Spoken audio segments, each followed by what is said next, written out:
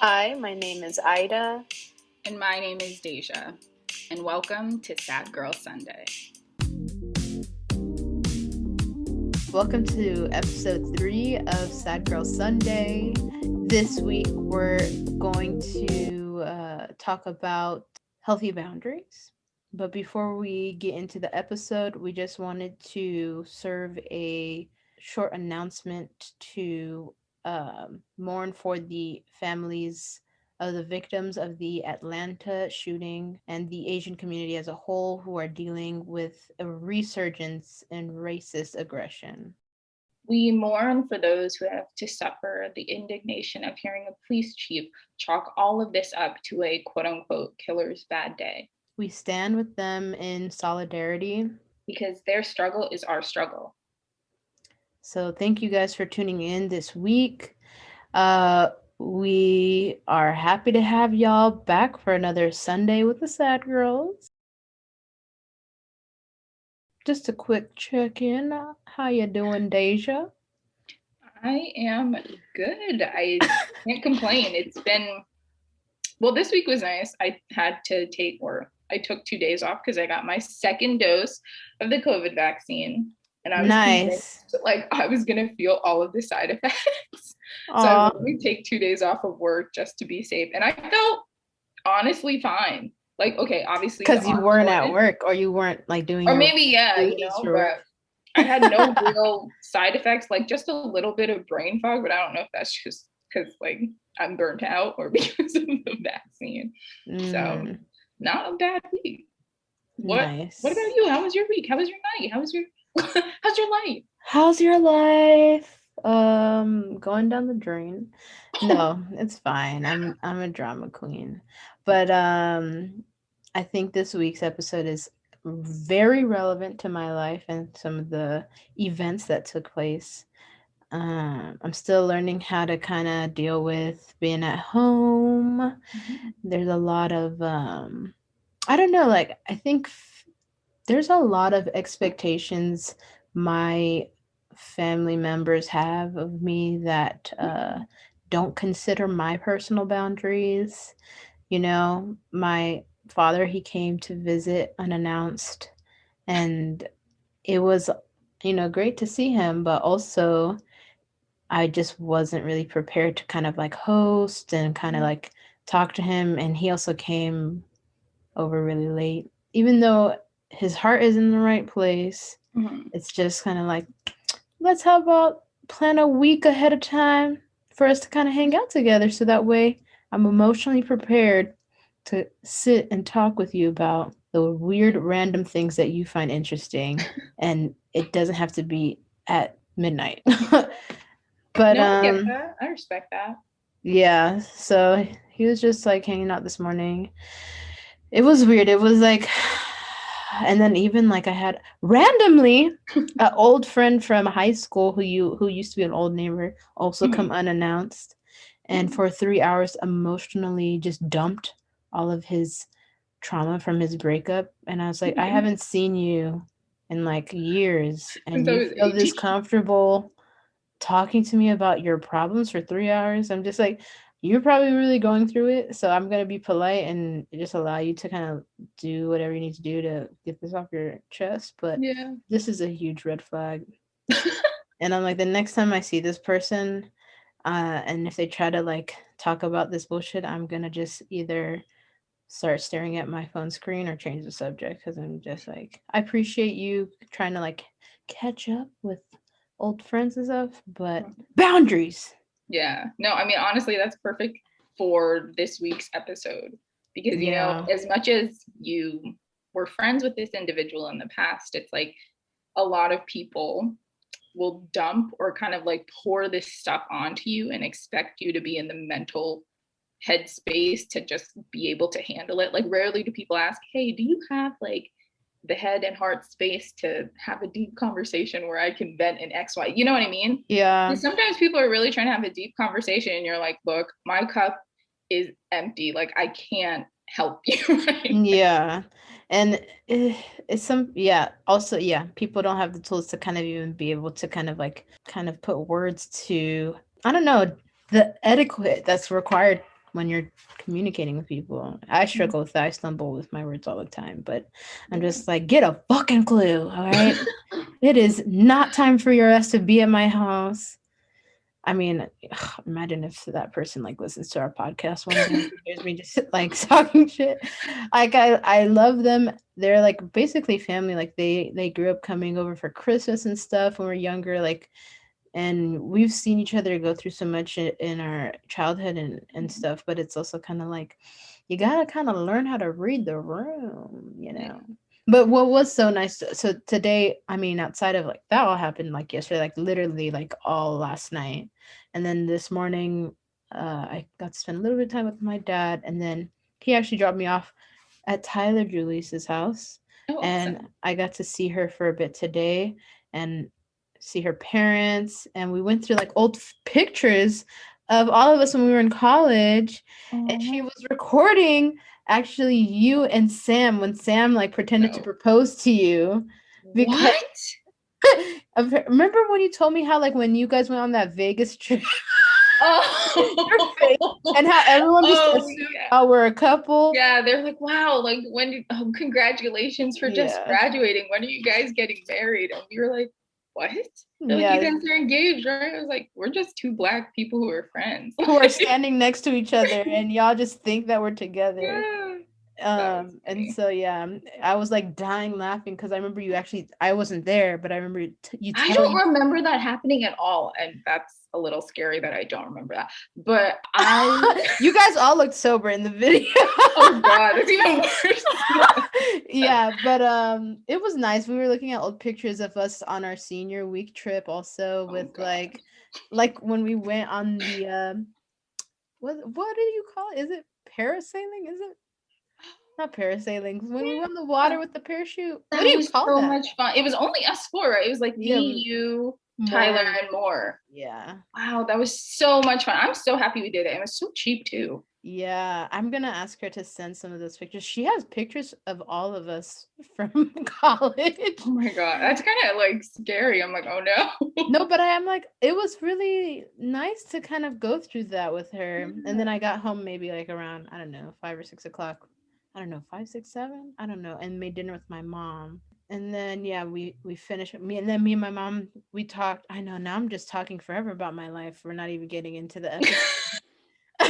I'm just like, okay, at 8 o'clock we did this episode. Right. Well, we were gonna talk about boundaries and other things. We just thought it pertinent to talk about our own boundaries and our own life. I know. Yeah, so today was a good day. I just kind of like finally finished everything around 9 o'clock, like an hour ago. Well, I'm glad you felt comfortable telling me all of that information, and I was ready to receive it. Thanks for listening.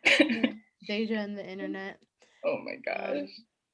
But so anyway, moving on in the episode, last week we discussed the palatable Black girl. Right. So in today's episode, just to reiterate what Ida said, we are talking all about setting healthy boundaries and checking in. Yes, but first, some good news. We're just going to get into some news and updates for the week, y'all. And the first thing we wanted to update everyone on is that Tanzania has its first female president. Yeah, the original president died and she was the VP. So yeah, she's just the president now. Her name is Samia Hassan Suluhu. I think that's how it's pronounced. And yeah, I mean, it is kind of random and by chance that this even happened because she wasn't technically voted in as president. But what a time to be alive for Tanzania. Yeah, that's awesome. Yeah. And I don't know the politics of that country. But I'm happy to see that there's some representation happening amongst the women. It's honestly kind of funny because at first I was like, I can't believe it. They're now having their first female president. And I'm like, Deja Collins. We don't currently in the United States, we have not yet had one female president. This is the first female vice president we have in office. And I was like, that's just crazy to me. Their first female. And I'm like, you stupid. Like, we cannot talk shit. We can't even get our shit together. What are you talking about? So there's that. And then another piece of, I guess it's kind of like some lighthearted good news. Jamie Foxx is now the proud owner of his own bourbon brand. It's called Brown Sugar Bourbon, or BSB. And I guess it was founded in 2016, and he bought it because he's Jamie Foxx. And it's like an award-winning spirit. Apparently, it has blends of like ultra smooth bourbon with brown sugar and cinnamon at 60 proof. I don't know what that means, but happy for Jamie Foxx. Oh my gosh, 60 proof. It's like how alcoholic the drink is, right? So the higher the proof, the more it's kind of, it's gonna hit you hard. Strength, potency or whatever. Is bourbon, do people drink bourbon straight, or is it? Isn't that drink you pour into like that round clear glass with like one ball ice of cube? Ice? Yeah, it's like, you know I guess a type of whiskey. Yeah, I guess so. I just think of it as like a traditional, like really manly drink that like men have in their offices, right? Yeah. In those like 80s shows where they like open that glass canister and then pour it out. And I'm like, isn't it lukewarm? Yeah. Is it supposed to be? I don't ever remember people putting alcohol in the fridge. I know that like some people do that because it's their preference, but like I think when I imagine the movies and stuff, like what is that show, Mad Men? Yes. Where they had their like liquor cabinets and stuff. It wasn't like their alcohol was sitting in a fridge. Or like it would be in a bottom drawer or something, and they'd pull it out and then just pour a glass. And I'm like, isn't it warm? Or is it's supposed to be room temperature? I don't know. I don't drink. No idea. I know. Honestly, we're nerds. But I'm so happy for him. I bet it tastes amazing. I will never probably taste it, which is unfortunate. But yeah. If anybody wants to send us a bottle, we are open to gifts and presents. Yep. So yeah. No, that's awesome. Any other just news in general you want to update people on? Yes. So this is not really good news. It's actually the opposite. But I really wanted to take a good news to know about. Exactly. Good news to know about. I wanted to take a quick second to kind of bring up the hashtag Free Haiti movement.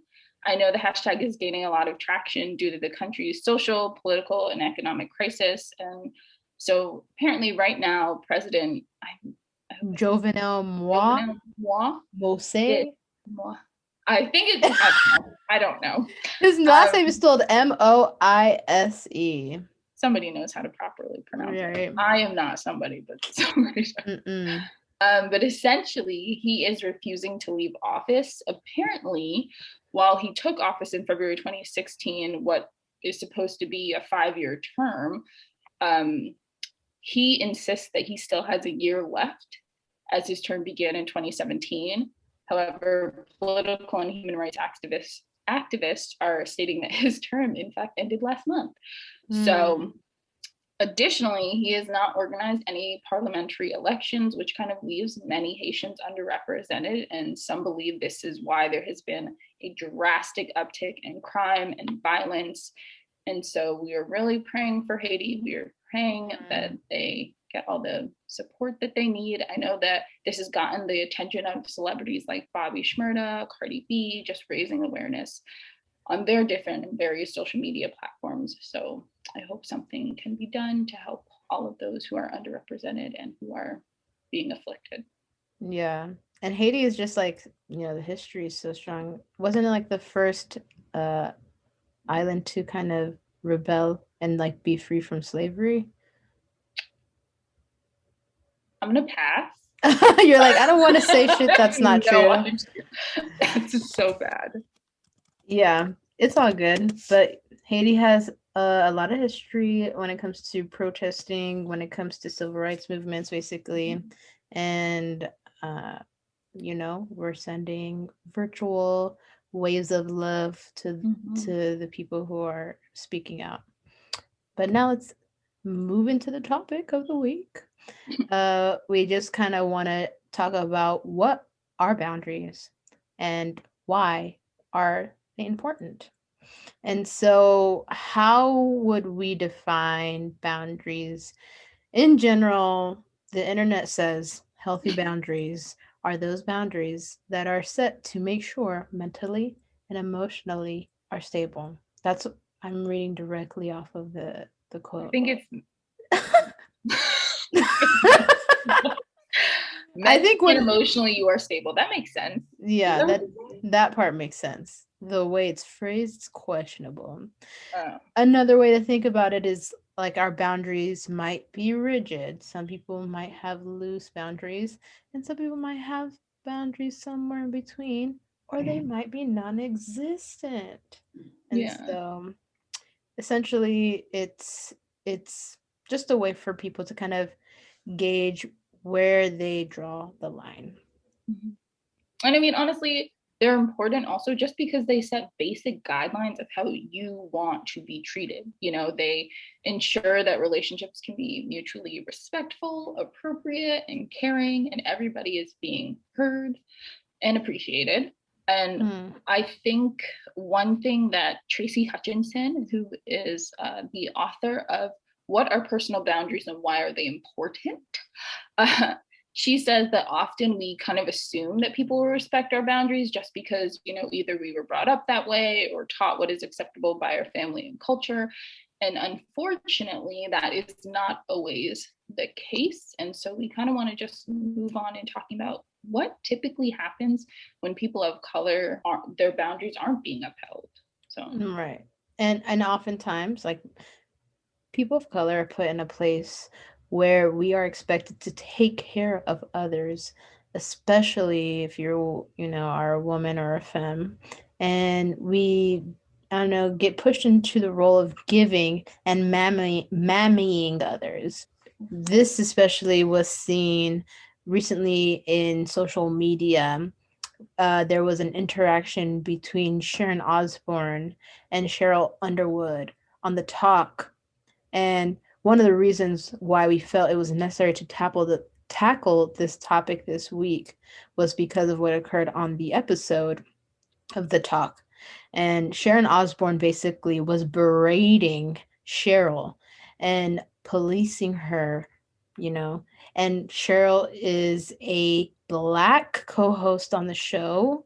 Sharon Osbourne was telling her, don't you dare cry, in regards to talking about the issue with Pierce Morgan. And is that his name? Mm-hmm. Yeah, because Sharon Osbourne was kind of speaking on his behalf or in his defense about why basically he had every right to walk off the show. She didn't understand why people were calling him a racist. She didn't understand what about his actions were racist in the first place. Mm-hmm. And on the episode, she was looking directly at Cheryl the entire time she was referencing the incident, as if she was expecting a response from Cheryl to kind of answer on behalf of all people of color. Like it was her job to kind of educate and teach Sharon Osbourne, what is racism? How is this incident even racist? And she was telling her, don't you dare cry, like policing, or making an attempt to police the emotions of her Black co-hosts. And so this incident that happened on the talk episode is a perfect example of a Black woman being expected to educate and exist for the benefit of her white peers regarding social justice topics, civil rights topics, or whatever other kind of topics that center around, race and all those other isms that, we talk about on this show as well. And so it was just very triggering for, I think, most people who were, watching that episode or saw bits and clips of that online. Because how can you, as a white person who is a part of a class of people that created a system known as racism, demand that others teach you how it works? Deja would beautifully, say, I'm sorry, what? Like, honestly, it doesn't make any sense. The lack of accountability, the lack of responsibility. And I just realized that this was your portion to talk about. I was like, you're doing beautifully, so just keep going. Deja, I'm so I just like kept reading. No, please, honestly, I was like, I am genuinely enthralled. So I was just like, after I got to that part, I was like, I know that's like what Deja would say. And then I was like, oh, it's highlighted in green. Do you want to trade and read the next section? sure. Okay. So now that we've kind of talked, just reiterating what Ida was saying in the Sharon Osbourne and Cheryl Underwood incident on the talk, a lot of research and labor that individuals like Sharon Osbourne herself should be doing is often pushed on to not just women of color, but most people of color, to explain to them how what they're doing is racist, or explain to them how a certain action or certain incident is racist. And it's extremely, like, going back to what I was saying, how can you create a system and then demand others to teach you how the system that you created works? It doesn't make sense. And so one thing that I think caught a lot of people's attention during the Sharon Osbourne and Cheryl Underwood incident was when Sharon was kind of saying, teach me, educate me, tell me. And for so many individuals, that is often what we are tasked to do. So it's really funny. I was telling Ida earlier this week, I had this one Black female professor in undergrad. And so I had her for like one of my, I don't know, spring semester, like dissertation, upper level course. And we were talking, she was like, I don't talk about race relations with white people anymore unless I'm getting paid. And I was like, I'm sorry, what? And she was honestly very straight faced. She was like, look, I do not do that. Like, I will assist in the educational endeavors of those that I care about and I love and friends, but I don't just educate and entertain anybody because it's extremely taxing. And she's like, I literally work at a predominantly white institution, spending my days educating all of these children, and at least I'm getting paid for that. So, and I was like, that's not a bad idea. I think a lot of people feel that way. So, right. But anyway, moving on. So we wanted to kind of highlight why this topic of boundaries and creating healthy boundaries and upholding them for yourself is so important during the time of COVID. Honestly, because your sanity kind of depends on setting boundaries. I think that a lot of boundaries have been crossed during the pandemic. Boundaries between work life and home life, there's really no line of demarcation when your workday stops and your home life starts. I think, well, speaking from my own experience, prior to COVID, all of my computer and all of my work and all of the, health stuff was at work. So I could not, like, when I was out of the office, if you emailed me, I truly could not help you. Right. But now that we all have work computers at home, and now that we have the ability to do everything at home because we're living virtually or working virtually, I think even sometimes employers will be like, yes, I know I'm emailing you at 11 p.m., but you can do it because your computer is there. I know you can do it because you work every day from home. So, continuing to work online past the time that you really should clock out when your 9 to 5 was, not remote, I think is something that a lot of people are struggling with. And then I also think that just with the rise of Zoom, we are losing the privacy and intimacy of our personal spaces.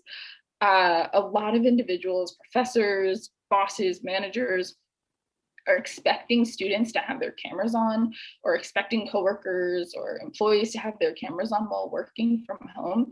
And it just implies that there's an assumption that everyone's life at home is, ready for presentation. Some people have kids, some people have elderly family members that they're caring for right now, obviously because of COVID, a nationwide pandemic, worldwide pandemic.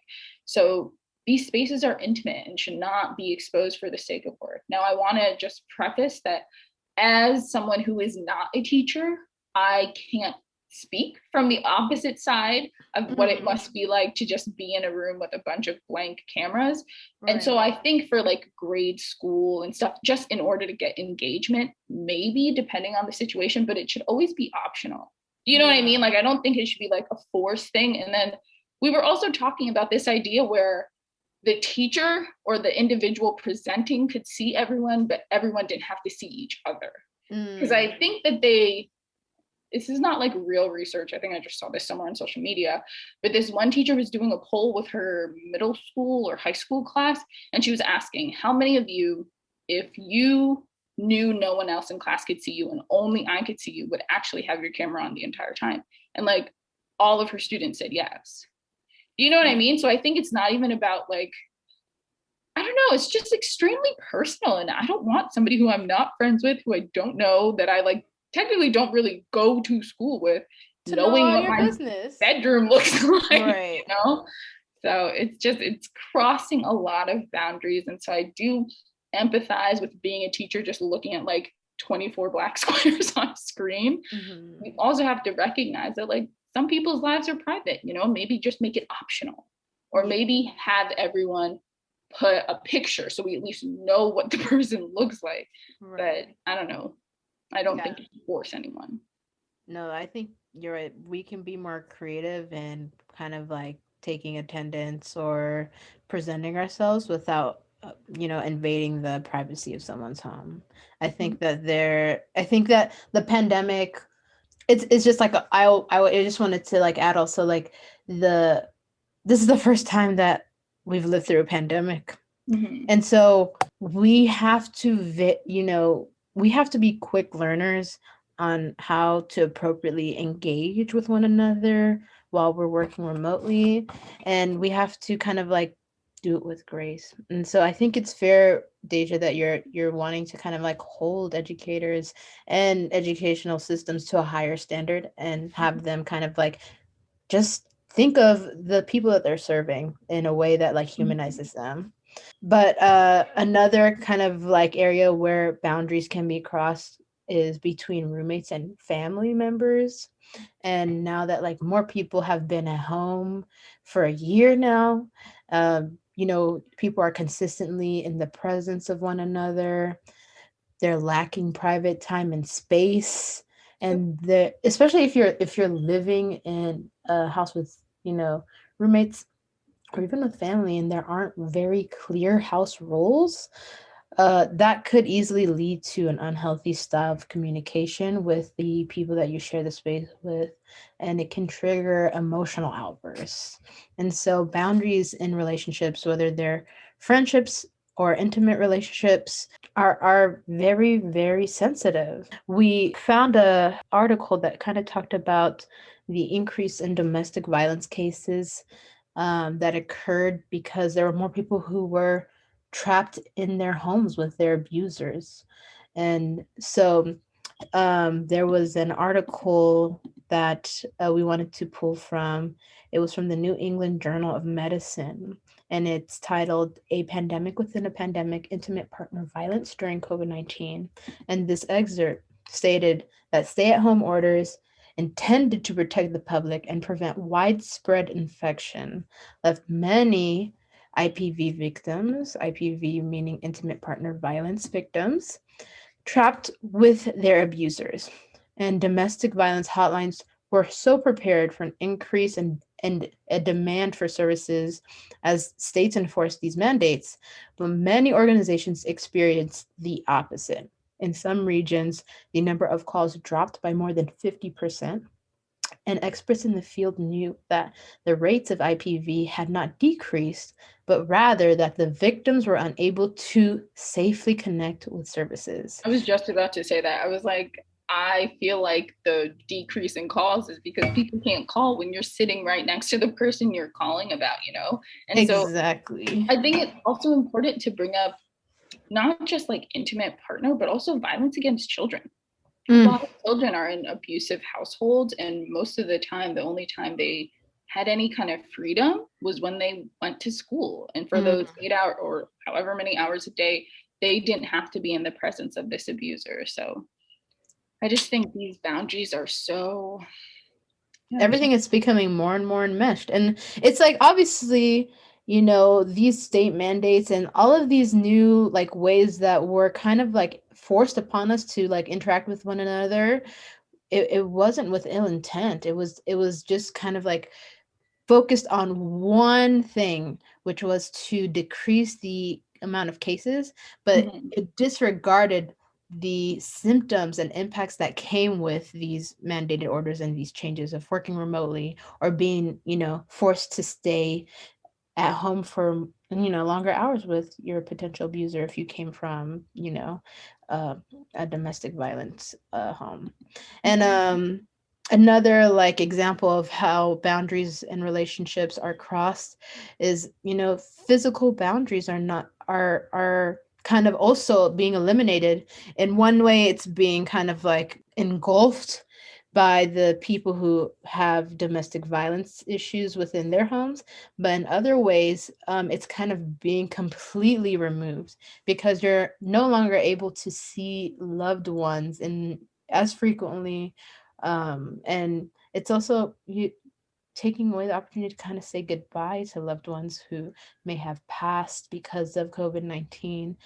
People who are being like sent to the hospital. I don't know if this is still the case in many hospitals, but I know that like you can't have visitors if you're sick. And if you are in a vulnerable state like that, and you're not able to say goodbye to your loved ones, if it is like your last day on earth or whatever, it takes away the ability for people to grieve appropriately, and that's a boundary being crossed for many people. It's just some things that like we wanted to talk about regarding examples of how boundaries are crossed specifically within the time of the pandemic. I'm sure there are many more that we haven't really touched upon, but it's just to kind of like give an idea of like, what are the kind of like new things that like maybe some of us who are listening may have had to deal with that like we've never had to kind of experience before, or at least not to this degree.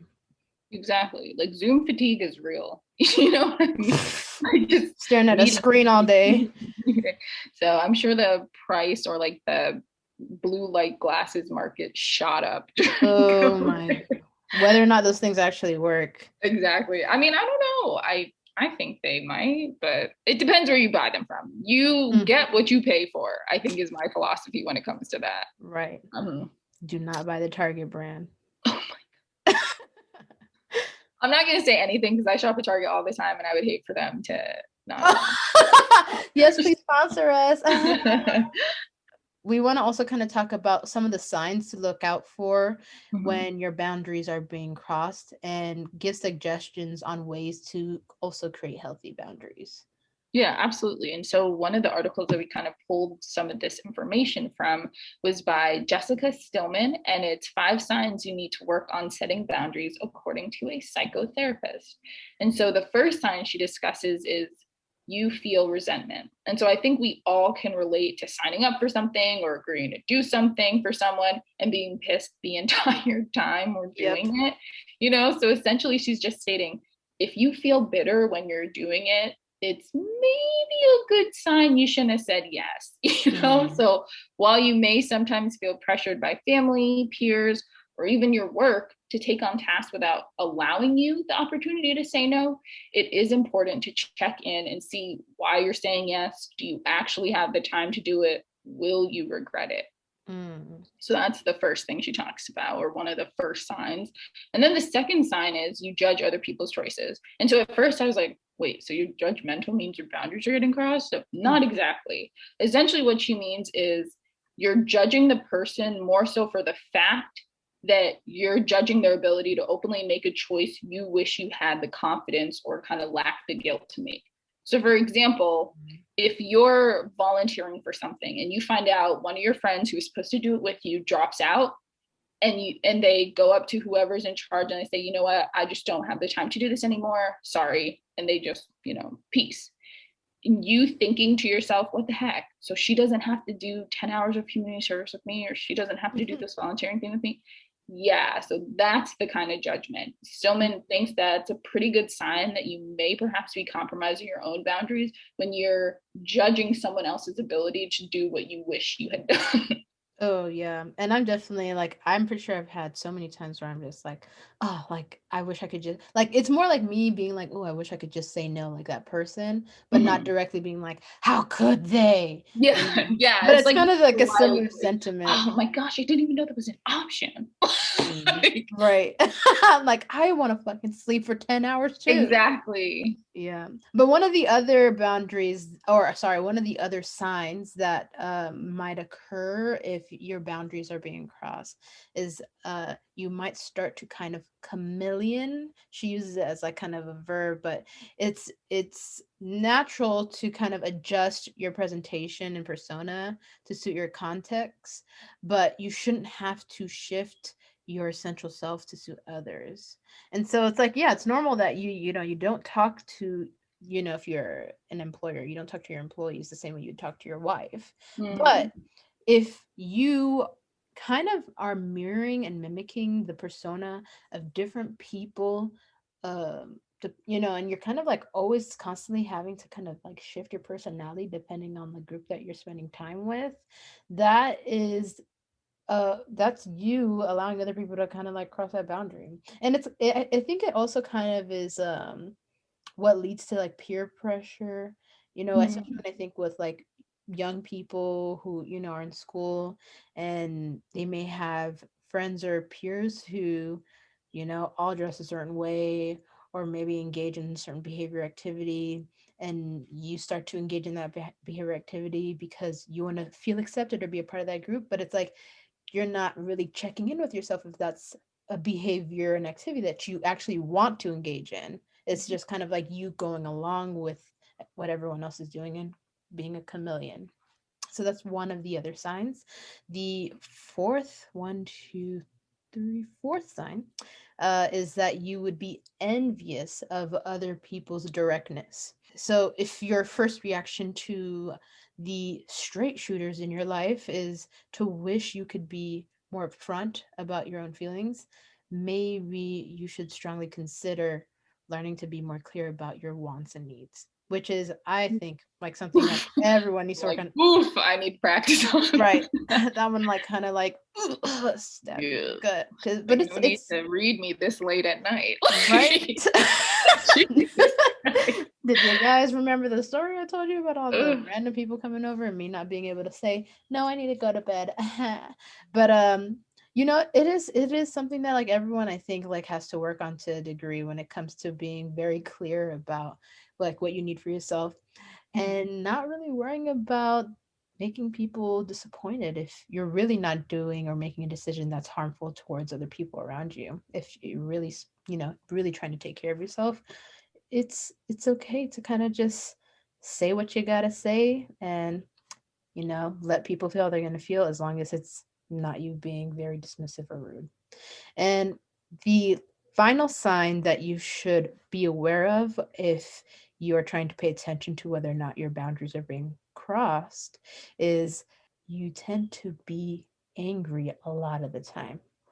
And so she mentions in the article, we tend to think of anger as a reaction to others' behavior, but a boatload of science shows it is actually often about our emotional struggles.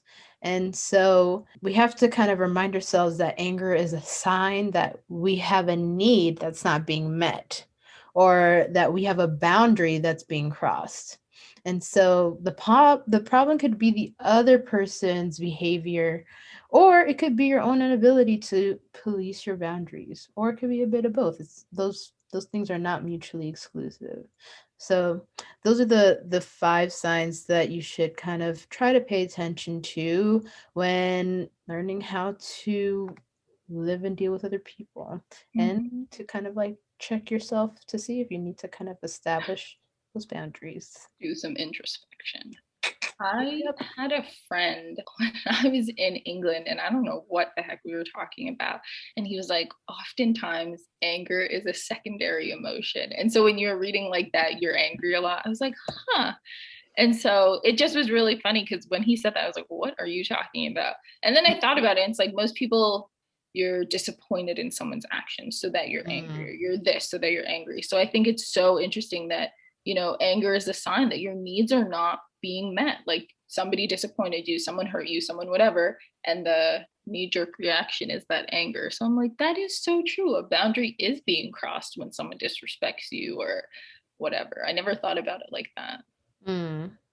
No, I definitely, even though I never directly thought about it like that, I can really identify with, and yeah, I can identify the experiences I've had personally where when I've been upset with someone, like before actually being upset, it's like kind of feeling betrayed or feeling, kind of like sad or heartbroken or whatever, that like kind of like comes before the rage.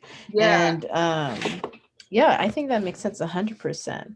It is a reactionary emotion, in my opinion, but I wouldn't be surprised. Yeah, that is interesting to think about. I wonder if like happiness has an order. I don't know. I feel like that could come first. Oh, well, I don't know. It's weird. I'd need to sit with that a little bit longer. I'm like, I've had some time to think about this anger thing. I have not thought about emotion. So that is interesting. I don't know. We should do an episode. Happiness. Like, what does happiness look like? Happiness. But it could be super expansive. Anyway, sorry. I digress.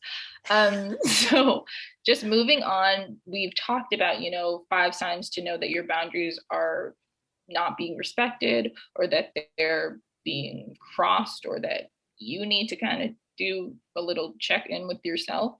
So we also wanted to talk about now, how can we move forward? How do we develop healthy boundaries? How can we, I do realize that I am envious of other people's directness, or I do feel resentful when I sign up for this. Okay, that's great. So now what can you do moving forward? So we utilized the article by Crystal, or it's more like it was a nice little podcast. It was like a YouTube. She's beautiful. Honestly, everybody go subscribe. Crystal Evans Hurst, truly just great. And so she did an episode called Suggestions on How to Develop Healthy Boundaries. And it's important because if you're not intentional about setting your boundaries, you will live your life and then kind of wonder where your time went. And I think that is so true when I think of college, when I think of like post-grad, when you're not doing the things that you want to be doing and you're living to appease others. Exactly. Time will really pass, like she said, and then you'll kind of look back and be like, was I even doing anything that I wanted to do? Like, the person who I am now, was I actually trying to get there, or was I just pleasing everyone in my life?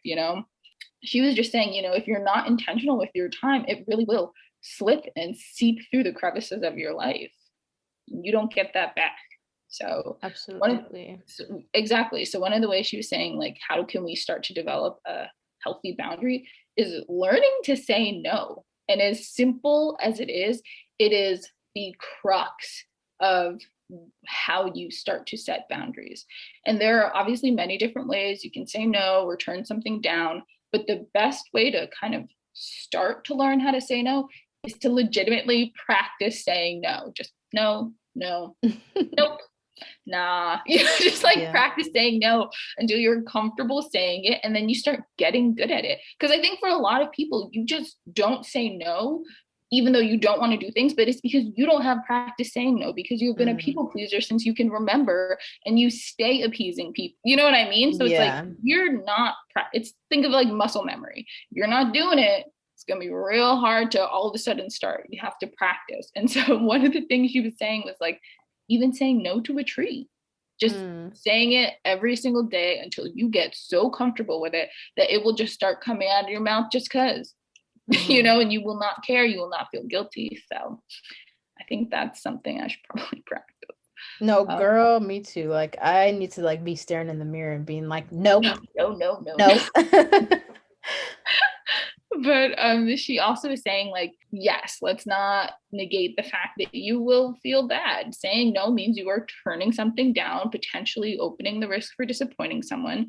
And you may feel like you're letting people down, but by saying no, you set boundaries in your life that create space for all the things in your life that you're never able to get to, which makes complete sense.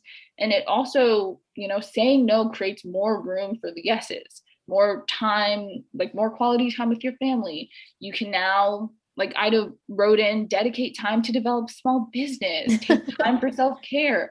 So many things that we typically are on our to-do list that we never actually get to do because our to-do list is so filled with other tasks that we either volunteered for that we had no business volunteering for, or we're doing other people's work, or just not setting those healthy boundaries. So by saying no, you create room for yes. Absolutely. One of the other ways you can work on developing healthy boundaries is making sure you don't overcommit yourself. And so in the YouTube episode, Crystal Evan Hurst mentions that we all have 24 hours and we need to get better at cultivating the hours in order to make room for the important things. And so she uses this example of Jesus. I know we're all not religious, but in order for Jesus to change the world, he sometimes had to say no to the crowds.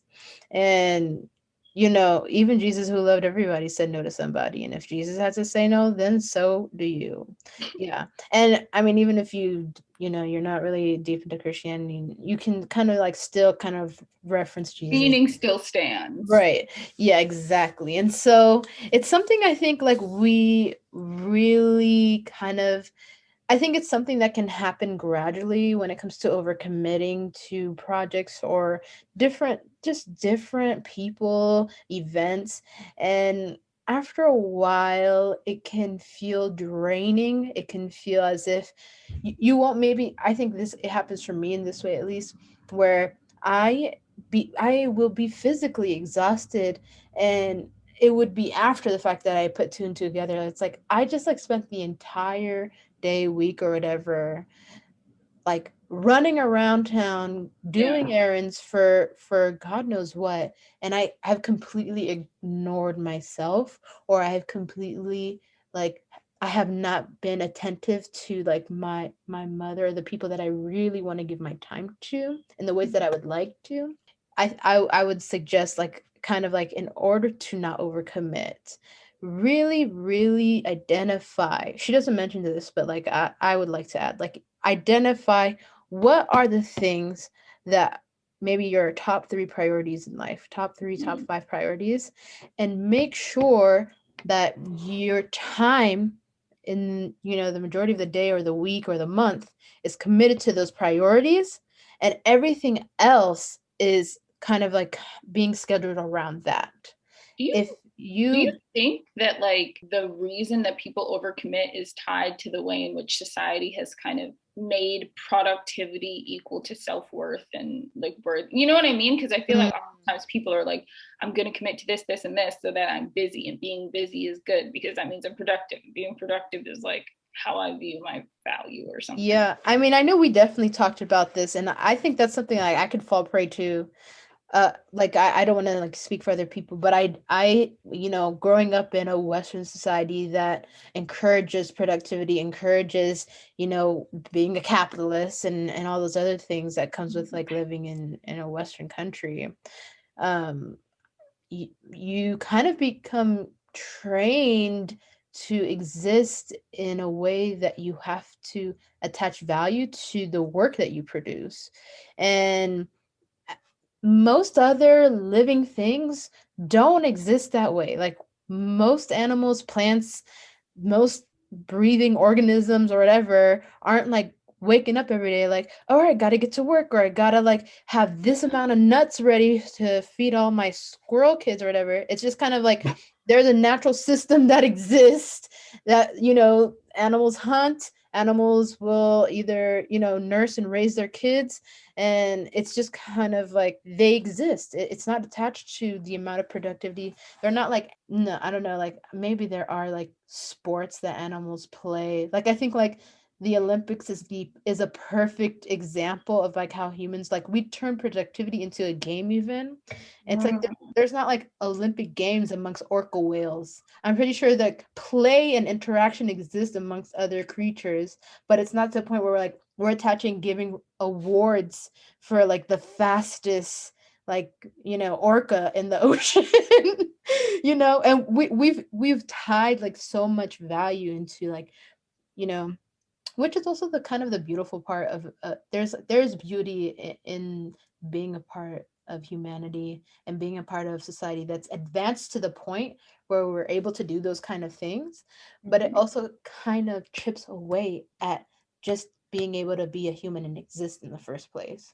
And like so just because oh sorry, continue. no, go ahead. No, I was just gonna say it's like one of those things, like just because you can doesn't mean you should. Like so many articles and so much research has come out of, yes, while humans can work 40-hour or more work week, more hours in a work week, does that mean they have to? Like Right. a Like, lot what of is the countries, purpose? yeah, right. And a lot of countries I think have, I don't know, maybe I'm making this up, but I've definitely seen this somewhere in the news or social media or something, where they're saying that not only some countries have kind of moved to a 4-day work week, but some companies and organizations have done that same thing. They're like, look, we realize that the productivity of people is higher when they're actually motivated to come to work. But when you're Sunday at 8 p.m. and you're dreading waking up on Monday, you know what I mean? Yeah, no, it's just also, I know we're like so off topic right now, but it's relevant. Like, we're gonna loop it back in, y'all. Yeah. But I do think that it is something that we kind of get pulled away from when it comes to listening to our intuition, listening to our gut. And how many people dread Sunday, the feeling of Sunday night before they have to get up on Monday. And it's like, if you have to feel that way on a weekly basis, you're probably not living the life you should be living. And this is not like me pointing fingers at anyone. It's like, I am definitely a part of I do it. yeah, like especially when I had, that job. Everyone who follows me on Instagram knows how much I hated like my past job that I no longer am doing. But I think it's normal to be pushed and encouraged to overcommit and overproduce and achieve things and get trophies and attain titles. It gives a sense of purpose, but it's a false sense of purpose, because at the end of the day, if you spent 80 hours in the office that week, you spent 80 less hours with the people that you love and care about, or doing the hobbies and things that you don't get paid to do, but you enjoy and like really give you and joy. And so it's just kind of, you have to kind of like step out of that box and ask yourself, like, is this worth my time? Do I need to work 80 hours this week? If the answer is no, like, especially if you're at a point they can make enough to kind of support themselves and to be in a position to decide how much they're willing to commit when it comes to work. Like, and this commitment example that we're bringing doesn't limit itself to work. Like, you can overcommit to events and parties with people that you don't really care about, or with peers or friends that you do care about, but you're just like, you don't have the emotional bandwidth to kind of give yourself after a certain point of the day. Like, you can overcommit to a project or an assignment that like you're kind of taking on more tasks or duties than the people who are in your group. You can overcommit in many areas of your life. You can overcommit to tending to the needs of family members who are maybe taking advantage of your kindness. It doesn't limit itself to work, but I think the culture of work has a huge influence in the way we engage with overcommitting or being productive. And so I think people have to learn about who they are to really be able to successfully cut out the habit of overcommitting, which is what I basically wanted to add to this strategy that Crystal Evanhurst suggests.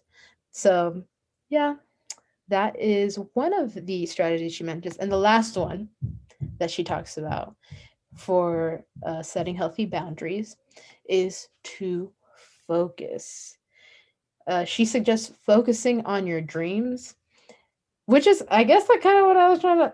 It kind of is. It makes sense. Yeah, like in a way, focusing on your dreams, your calling, the things that really matter to you. I think if you do that first, you will easily be able to identify the areas where you are overcommitting. And so you have to kind of ask yourself, what are the things that you would be saying yes to? And those would be the things that really matter to you, that you really should be prioritizing. And if you can kind of separate the yeses from the nos, you're going to have a lot less of the nos taking up your time in life. And so this is essentially what encompasses setting boundaries. And, you guys can go to her video. She gives much more detail and she just speaks so eloquently on the topic. I don't know how many followers she has, but I hope she gets way more because she's just, shooting out gold. She's great. Yep. But yeah, so point of view, concluding wrap up from all of the articles and everything, I just want to say I recognize that setting boundaries is honestly a privilege. I know it's never really looked at that like that, but it really is. Some people don't have the option to not work extended hours in a week. Some people don't have the freedom or aren't allowed the same ease of creating said boundaries. So obviously we mean this in a sense of like, if you can, you should. And if you can't, that's absolutely okay. Continue doing what you got to do. Like at the end of the day, we're doing the best we can with what we have, Yeah. So definitely making that known. And also I think one thing that's extremely important in all of this, knowing when your boundaries are being crossed, how to develop healthy boundaries. In order to do that, you have to be paying attention to your life.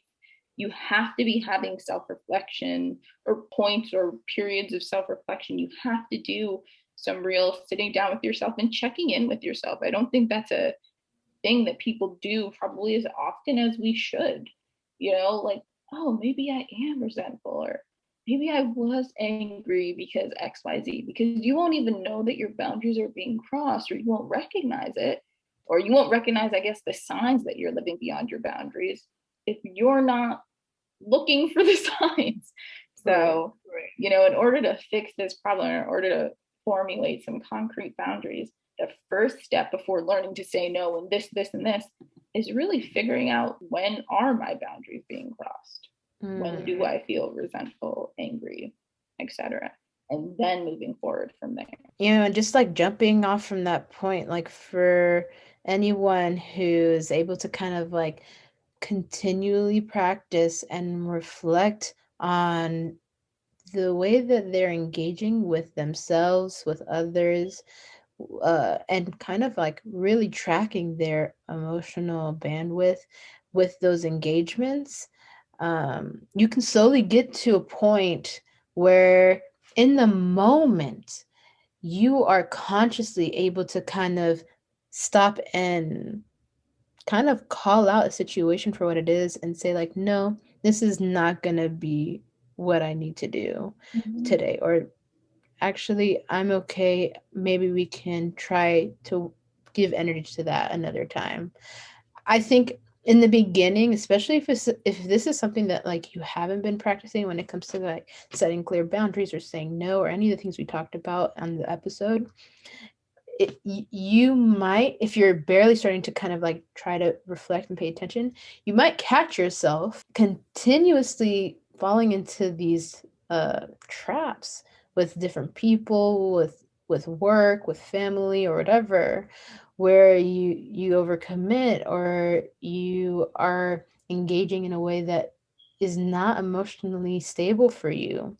And so even if you're just starting to get that point, like pay attention to the trends, pay attention to the frequency of, the amount of times that you are overcommitting or, ending up in situations that are, not, pleasing or healthy for you, and work up to the point where you can actively engage with yourself and really, really save yourself time and energy.